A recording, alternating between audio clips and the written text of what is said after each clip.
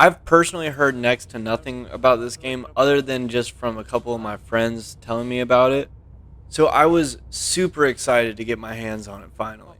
And I'll tell you right now, I'm not sure if it was worth the $40 I spent on it, at least in the current state. I do have pretty high hopes for where this game is heading, even after only about an hour and a half of playing it. But today I want to dive into why I think this game is going to surpass Ready or Not in popularity by the end of this year. Now, as you all know, I'm very much a fan of Ready or Not, but I think the story of 6 Days in Fallujah is more powerful and even more suspenseful than Ready or Not. Now, I think that there are elements to this game that I think are significantly better and significantly worse than Ready or Not. And I want to dive into those today. But first, let's watch the intro for the game. If you don't want to watch it or if you've already seen it, I'm going to put up a timestamp on the screen so you can go ahead and skip to the rest of the review. But for everybody else, grab some Oreos and a cup of milk and lock in. The fact of the matter is, I was a young man of a certain age and my country was at war and I would have a choice to make. Was I going to participate or was I not going to participate? And I would remember that choice for the rest of my life. The invasion of Iraq brought Saddam Hussein's brutal regime to a swift end. What followed was a storm of chaos, out of which an insurgency was born. There were Iraqis, of course, in the insurgency, but there was a lot of foreigners coming from all over the Arab world, even from other non-Arab countries, even from the United States, from France, Europe. Among those vying for power, one Jordanian man stood out. His name was Abu Musab al-Zarqawi. Al-Zarqawi is a product of the Jordanian prison system who had a dream of establishing a new caliphate, and he was bound and determined to do it. After America disbanded the Iraqi army, Zarqawi built one of his own, drawing thousands of fighters from inside and outside Iraq. The violence that Zarqawi preached was so appealing that people would come from all over the world to do the most horrendous and brutal things to people. It was a daily scene when you go out and see bodies dumped in trash. They tied the kids into rocks and they throw them in the river. They cut their heads. It was horrible. You're either with them or you're against them. If you're not with them or if you don't financially support them, you're dead by all means. Zarqawi called his group Al-Qaeda in Iraq. Today we know them as ISIS.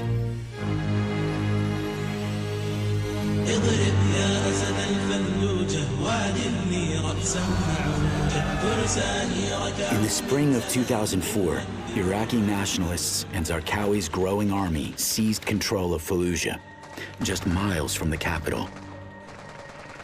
These terrorists were armed to the teeth. No one could fight against them. Fallujah kind of was pushing a lot of danger into the country, pumping, constantly pumping. That was their safe zone. They go out and do stuff all over the country. If they could make it back to Fallujah, they were safe. It had to be stopped or the country will turn over to Al-Qaeda. By October of 2004, Iraq's prime minister ordered civilians out of Fallujah so Iraqi and coalition forces could retake the city. We are determined to clean Fallujah from terrorists. 90% of the population left the city, while thousands of insurgents turned it into a fortress. Early on November 9th, American and Iraqi troops entered Fallujah side by side. The next 6 days would be among the bloodiest in half a century.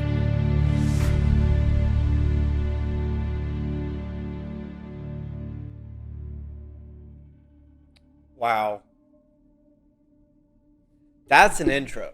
Now that's a game intro right there. So this game has almost 10,000 reviews on Steam, and I wanted to go over these briefly before we get into the actual gameplay. In its current state, I don't think you should buy this game. Okay, well, it's a little too late for that. Unless you can tolerate a lot of lobby hassle and somewhat repetitive levels. The gameplay itself is great, but it's really annoying to make a lobby, get your friends without breaking the game, and restarting to get a new mission without creating the lobby would cause a disconnect 100% of the time. Solo, don't buy. Team of Marines, buy. Team of Accountants, don't buy. Okay, so I might be asking Steam for a refund pretty quickly on this one. Great concept, badly executed. All the AI are bullet sponges. That's going to be fun. Some games made like Sandstorm are pointless to play. I've got to stop buying early access games. This guy I trust. 58 hours on record. 100 hours on record, and then you give him a... Alright, here's my thing, dude. If you put 100 hours in this game, you should have known by hour 50 that this was like going to be your review. Let's see. Alright, did this motherfucker... Holy... I'm not reading all that. What's the TLDR? Conclusion. 6 Days in Fallujah has the potential to be a standout title in the gaming landscape. However, addressing the content concerns, server issues... I'm hearing a lot about these server issues. Bugged as fuck, no content, no progress, AI is a nightmare, do not buy. Sounds like Ready or Not.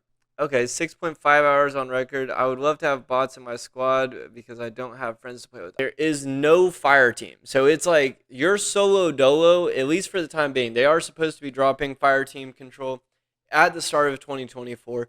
But at the moment, there's no fire control or no fire team control. It's just you and enemies.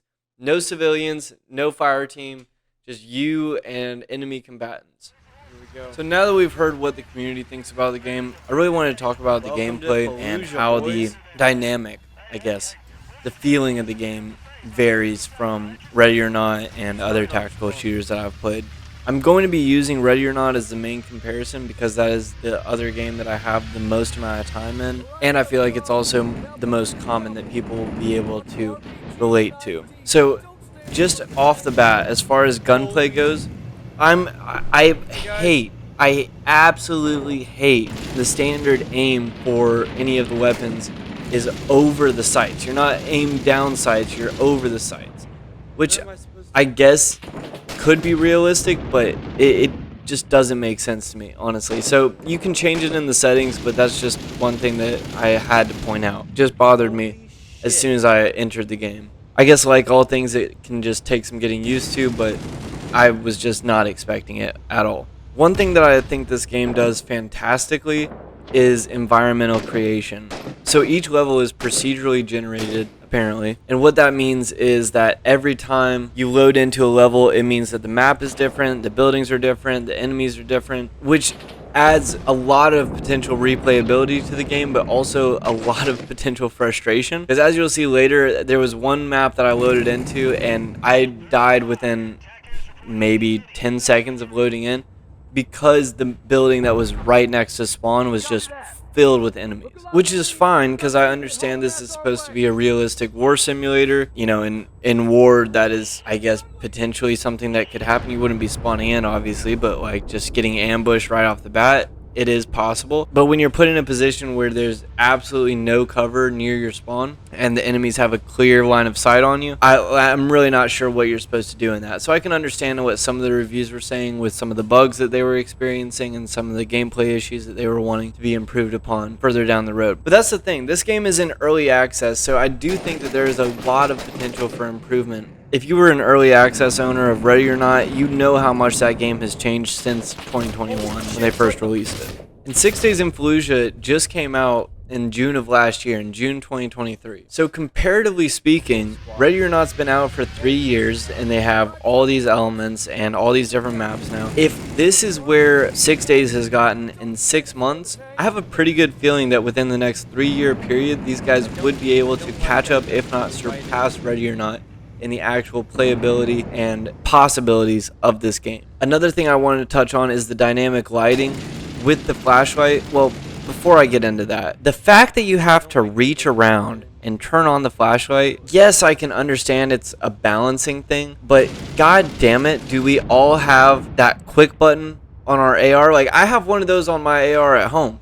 I would assume that that would be something that the military would put on their flashlights as well for any of their military grade rifles. Now, I might be wrong, and if you are a active or previously active service member, or if you just have knowledge around that, please let me know if I'm just speaking out of my ass. I love to be proven wrong, and I need to be proven wrong if that is actually something that I'm tripping about.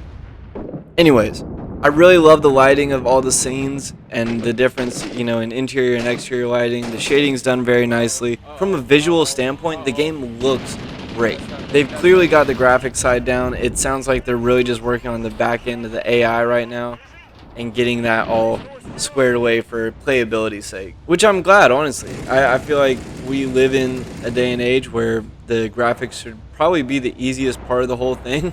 It does kind of feel reminiscent of like a Call of Duty map, but the way that it plays is not at all, not even close to Call of Duty. It's like if Call of Duty had a stepbrother that was just super addicted to Adderall, that would be 6 Days in Fallujah. This game was extremely stressful, and I cannot say that enough. It adds a whole nother element because of the realness of it. Like, Ready or Not is real. Don't get me wrong. Ready or Not is stressful in its own right, and it has its own merit as far as creating an ambiance and a storytelling element. But the sense of consequences in Ready or Not is significantly less than the sense of consequence in 6 Days in Fallujah, at least in my small experience with this game so far. It might be just like the rose-colored glasses because I'm just new to the game, just playing it, you know, and just getting used to it. So it might be that. I'm not going to discount that as a possibility. But overall, and especially in the multiplayer aspect of it as well, with the way that the in-game voice chat works, it's very realistic, similar to Lethal Company where it's proximity chat. And I mean, there are other games that do this as well with proximity chat, but this is one of the few games that I play that I've experienced that in, and it was very refreshing, honestly. I was playing with one of my friends, and we would be in the same building, but I could hear his voice like upstairs. It was wild. It just adds to the level of realism and the level of immersion in the game, which I really respect about it. So the game is definitely not perfect right now, and if you are not a hardcore tactical FPS enjoyer, probably not the game for you, honestly. It's really, it needs some work, it needs some time to get where it needs to be. So I would highly encourage you just keeping your eyes on it, but not necessarily picking it up right now. That said, if you are a hardcore milsim enjoyer or a tactical shooter enjoyer, this could be one that you might want to go ahead and start playing and start getting used to. They are supposed to be putting out new updates with a fire team release and with civilians at the start of 2024, whatever that means. I'm assuming that's within the first quarter, so presumably by the end of March we'll see that. But I'm very excited to see what this game has in store. If you guys have any suggestions for games I should check out or do another compare and contrast video on, I would love to hear from you guys. But that's going to do it for today's video. If there's any gameplay left, we're going to let it ride. I appreciate you guys hanging out as always. If you enjoyed this video and you stayed all the way to the end, please consider subscribing because I do intend on making more videos like this. Maybe not every day, but at least once or twice a week I want to put out a longer form video essay kind of like this, doing a review of a game that I enjoy or that I feel passionate about. Thank you guys again. I'll see you in the next one. Peace.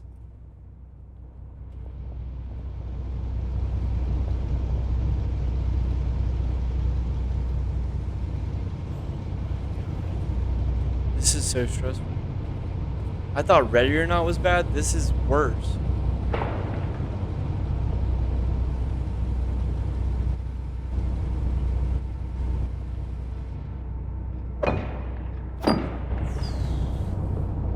What the fuck? Oh!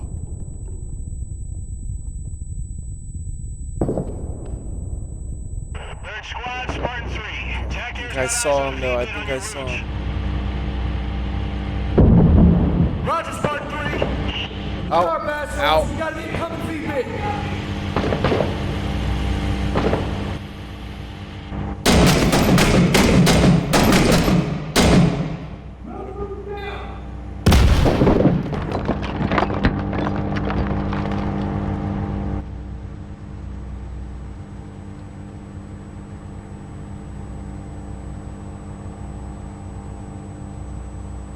Could have sworn he was on top of that building.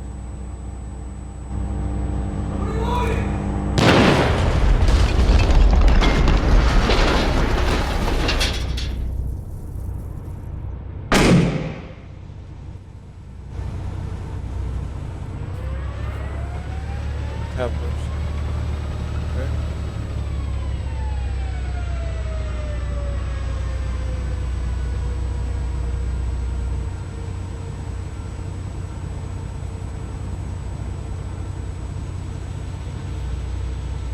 Guess they just move up on me. Eyeball security that way.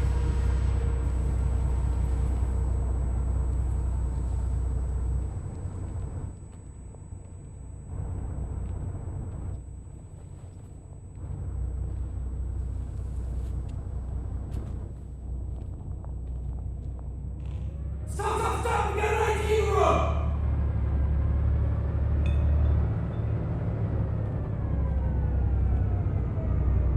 How am I supposed to disarm an IED?